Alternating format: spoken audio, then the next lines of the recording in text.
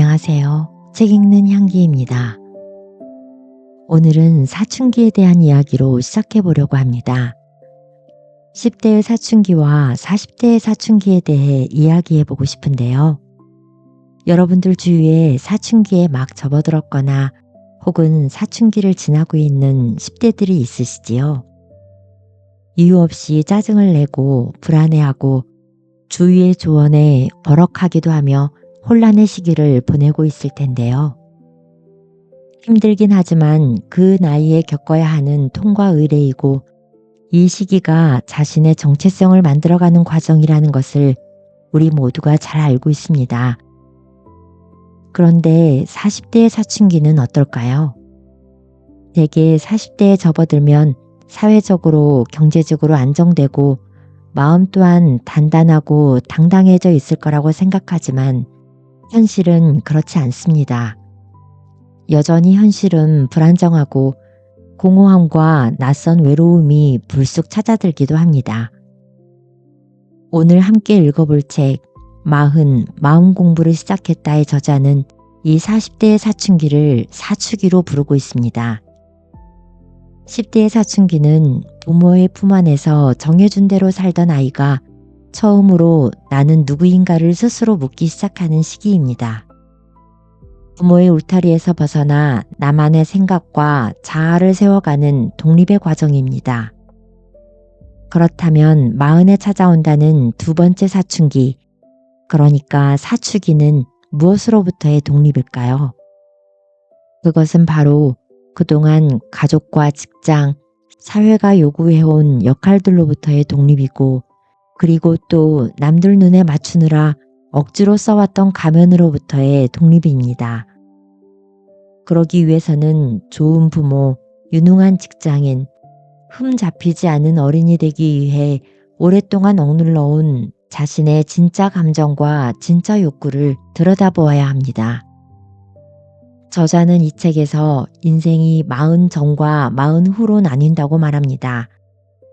늦기 전에 가족과 직장, 사회의 굴레 속에 갇혀 있지 말고 내 삶의 주도권을 되찾아야 한다고 말합니다.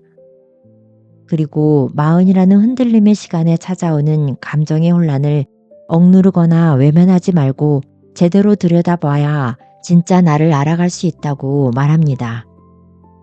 이 책은 크게 3개의 마음 공부로 이루어져 있습니다. 생각 공부, 감정 공부, 그리고 관계 공부로 이루어져 있는데요. 정신건강의학과 전문의인 저자가 상담실에서 만난 실제 사례들을 통해 마흔의 흔들림에 대해 이야기하고 있습니다. 마흔에서 쉰 사이에 유독 많아진다는 공황장애와 우울증은 대체 어디서 시작되는 건지, 진짜 속마음은 그렇지 않으면서 다 내려놓았다는 거짓말을 왜 스스로에게 반복하는지, 이런 문제에 대해 저자는 때론 다정하게 공감하고 때로는 따끔하게 짚어주고 있습니다. 지금 여러분의 마음 어딘가가 조금 불안하다면 그것은 이상한 것이 아니라 가면을 벗고 진짜 나를 찾아가라는 아주 자연스러운 신호입니다. 그럼 이제 삶의 변곡점에서 나를 되찾기 위한 마음 공부를 시작해 볼까요? 낭독 시작하겠습니다. 감정 공부. 스트레스가 나를 속이고 있다. 우리는 죽기 전까지 한순간도 스트레스로부터 자유로울 수 없습니다. 그런데도 스트레스를 없애야 한다. 스트레스를 날려버리겠다고 목소리를 높이죠. 스트레스 받아 미치겠다는 말을 입에 달고 삽니다. 스트레스라는 말에 속지 말아야 합니다. 아무리 훌륭한 정신과 의사도 스트레스를 해결해 줄 수는 없습니다. 이렇게 말하면 실망하는 사람도 있고 그럴 줄 알았다며 당연하게 받아들이는 이도 있습니다. 뭔가 환상적인 치료법이 있을 것이라 믿었던 이는 실망합니다. 스트레스는 본래 못 푼다고 너무 쉽게 받아들이는 사람도 속고 있기는 매 한 가지입니다. 자기 문제에 너무 일찍 눈 감아버린 것이니까요. 스트레스성 피로 증상과 근육통 때문에 상담실을 방문한 대기업 임원 민규 씨에게 제일 스트레스 받는 것이 무엇인가요? 라고 물었더니 마누라가 바가지만 긁지 않아도 스트레스 받을 일 없습니다. 라고 대답하더군요. 자신의 최대 스트레스는 아내의 잔소리라는 것입니다. 아내가 순종적이라면 만사 형통이라고까지 말했습니다.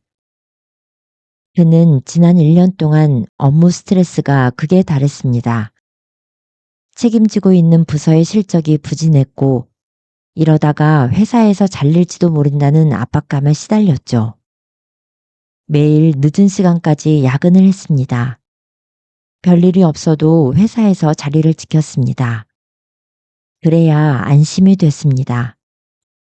일이 빨리 끝나면 부하 직원의 사기를 올리려고 회식을 했습니다.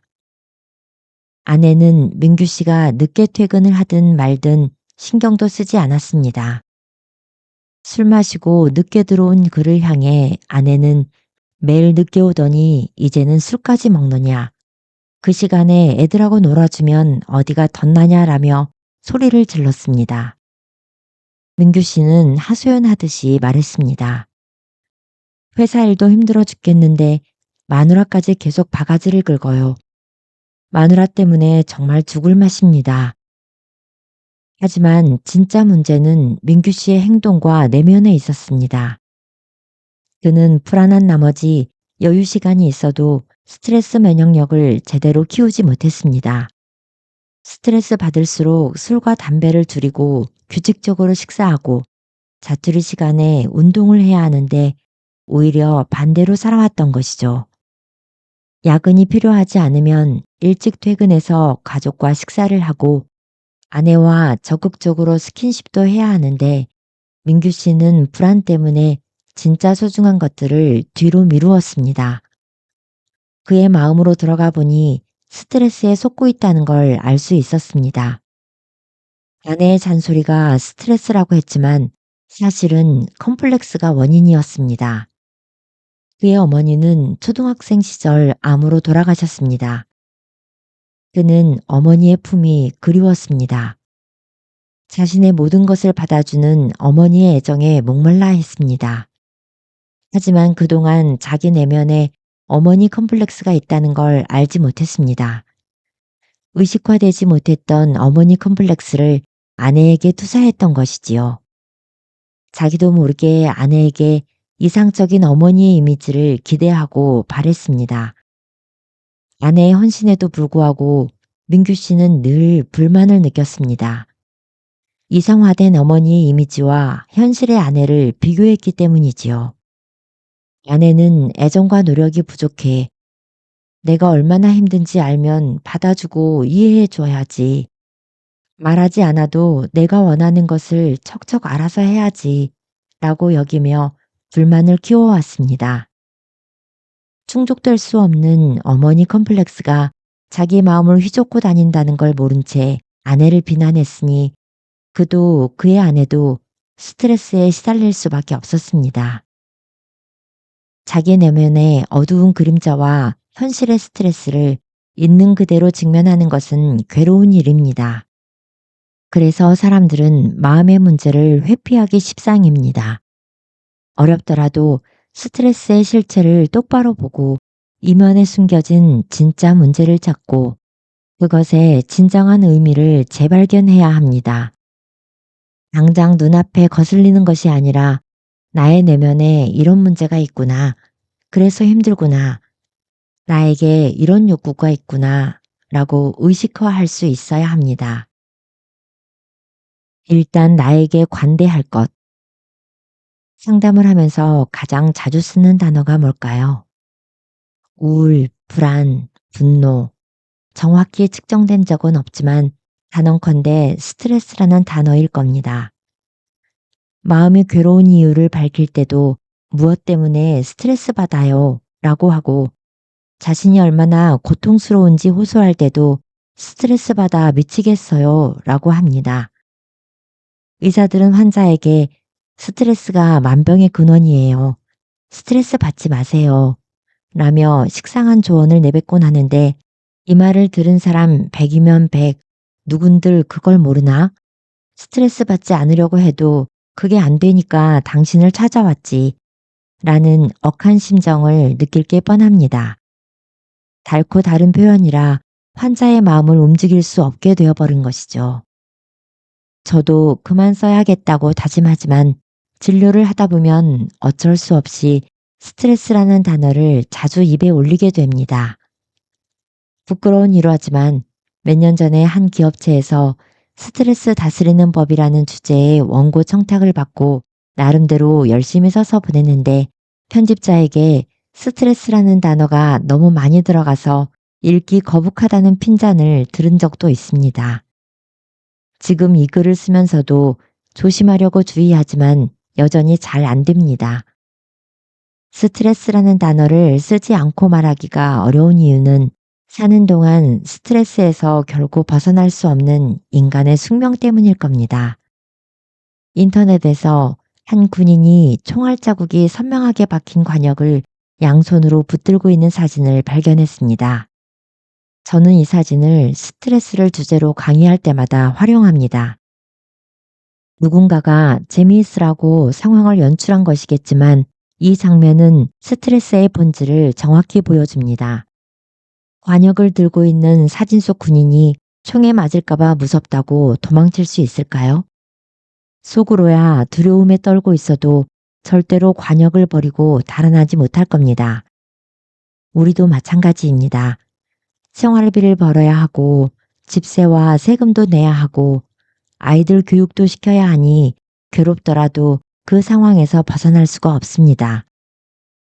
사람들마다 스트레스 받는 상황은 제각각이지만 본질은 똑같습니다. 현실을 조절할 수 있는 권한과 능력을 자신이 갖고 있지 않다고 인식할 때 스트레스를 경험합니다. 내가 어떻게 할 수 없다는 인식이 바로 스트레스입니다. 이런 상황을 두고 통제 소재가 외부에 있다고 말합니다. 사장이 밤새도록 일하면서 받는 스트레스와 말단 직원이 상사의 지시 때문에 어쩔 수 없이 밤새우며 느끼는 스트레스가 다른 것은 사장은 자기 의지대로 일을 조절할 수 있다는 믿음이 있지만 말단 직원은 그럴 권한이 없다고 지각하기 때문입니다. 그렇다면 스트레스는 어떻게 다스려야 할까요? 정상의 기준을 바꿔야 합니다. 스트레스를 없애야 하는 게 아니라 인생의 한 부분으로 받아들여야 합니다. 도망칠 수 없고 제 힘으로 풀 수 없다고 인식하기 때문에 겪는 것이 스트레스인데 벗어나겠다고 발버둥 치면 힘만 빠지고 더 괴로워집니다. 통제 소재가 자신에게 없어서 스트레스를 받는 것인데 그걸 풀어보겠다고 무턱대고 달려들면 오히려 탈이 납니다. 인간은 누구나 고통에 빠집니다. 세상에 나만큼 괴로운 사람은 없을 거라고 믿으면 스트레스는 더 쌓입니다. 삶의 고통은 누구에게나 공평하게 찾아온다고 인식하면 스트레스 속에서도 단단하게 버텨낼 수 있습니다. 자책하지 않아야 합니다. 내가 못난 사람이라서 스트레스를 받는 건가? 라는 의심에 속아 넘어가면 안 됩니다. 스트레스는 내가 누구인가 하는 것과는 아무 상관없이 찾아오는 불청객입니다. 착하게 살아도 암에 걸리고 운전에 능숙해도 어쩔 수 없이 교통사고를 겪기도 하며 일 잘하고 성실해도 성질 고약한 상사를 만나면 직장 생활은 고통스러울 수밖에 없습니다. 스트레스가 심할수록 자신에게 다정해야 합니다. 그래, 잘 견디고 있어 라며 자기를 다독여야 합니다. 내려놓았다는 뻔한 거짓말. 정신과 의사 일을 하면서 내려놓았다, 마음 비웠다는 말 정말 자주 듣습니다. 하지만 이런 말을 입버릇처럼 하는 이 중에서 진짜 내려놓은 사람은 한 명도 못 봤습니다. 예전에 상담했던 대기업 전문 경영인의 말이 지금도 기억납니다. 처음 상담할 때 그는 이렇게 말했습니다. 회사가 나를 잘랐으면 좋겠어요. 언뜻 이해가 안 돼서 그렇게 말하는 배경이 뭐냐고 물었더니 이렇게 대답했습니다. 지금까지 후회 없이 일했어요. 지금껏 회사에 내가 기여한 것이나 성취했던 것을 돌아보면 만족해요. 이제 그만둬도 여한이 없어요. 그런데 지금까지 헌신했던 회사를 향해 내 입으로 그만두겠다는 말은 못하겠고 회사가 나를 잘라주면 순순히 물러날 거예요. 그러면서 덧붙인 말이 나는 마음 다 비웠다, 내려놓았다는 것이었습니다. 상담을 하고 6개월이 지나서 그는 수면제를 처방해 줄 수 있겠느냐며 다시 저를 찾아왔습니다. 잠이 안 온다고 했습니다. 덜컥 수면제를 처방해 줄 수는 없으니 무슨 문제가 생긴 것인지 물었습니다. 이번에 인사 발령이 났어요. 나보고는 지방의 지사로 내려가래요. 회사가 그런 발령을 낸 건 내가 더는 필요 없어졌다는 뜻이에요. 도대체 나를 뭘로 보고 그런 곳에 발령을 낸 건지 나를 완전히 무시한 처사예요. 밤에도 가슴속에서 불이 끓어요. 6개월 전 모든 것을 내려놨고 회사가 나를 잘랐으면 좋겠다고 당당하게 말했던 그 사람이 맞나 싶었습니다. 충분히 내려놓지도 못했으면서 다 내려놓았다고 하는 건 내 문제는 내가 알아서 할 테니 건드리지 말라는 방어 심리입니다. 나는 잘하고 있는데 다른 사람과 세상이 문제라며 자기 문제를 타인에게 투사하는 겁니다. 내려놓지 못했는데 내려놓았다고 믿으면 나는 할 만큼 했는데 너희가 나에게 어떻게 이럴 수 있느냐며 복수의 칼을 갈게 됩니다. 진짜 내려놓은 사람은 내려놓았다는 말조차 하지 않습니다. 내려놓았다는 그 마음까지 내려놓은 상태니까 말이 필요 없습니다. 그런데 이런 사람이 과연 현실에 존재할까요? 내려놓았다, 마음 비웠다는 말 함부로 하지 마십시오. 내려놓는 것은 굉장히 어렵습니다. 특히 중년 남자에게는 불가능한 일입니다. 돈이 아무리 많고 사는데 별 문제 없어도 인간의 욕심은 완전히 비워낼 수 없습니다. 돈과 명예에 대한 욕심은 그나마 줄일 수 있어도 인정 욕구는 절대 줄이지 못합니다. 조직과 사회, 친구와 가족이 자신의 존재 가치를 인정하고 존중해 주기를 바라는 열망은 나이가 들수록 더 커집니다. 나이 먹었어도 나는 여전히 꼭 필요한 존재야 라는 걸 확인받고 싶어 하는 열망은 더 불타오릅니다. 겉으로 아닌 척해도 주변 사람들이 자신을 존경의 눈빛으로 바라보며 당신이 최고예요. 당신 덕분에 우리가 이렇게 사는 거예요. 라고 말해주기를 간절히 바랍니다. 세상이 나를 더 이상 필요로 하지 않는다는 생각이 들면 절망감을 느낍니다. 차라리 여전히 세상이 나를 필요로 한다고 느낄 수 있었으면 좋겠어. 라고 솔직히 말하세요. 가족들에게 당신 덕분에 우리가 이렇게 살 수 있는 거예요. 라고 말해주면 좋겠다고 솔직히 표현하십시오. 그래도 내가 있었으니까 이 회사와 우리 가족이 지금껏 잘 살 수 있지 않았느냐고 이야기하십시오. 내려놓았다는 말로 자신을 속이지 마십시오.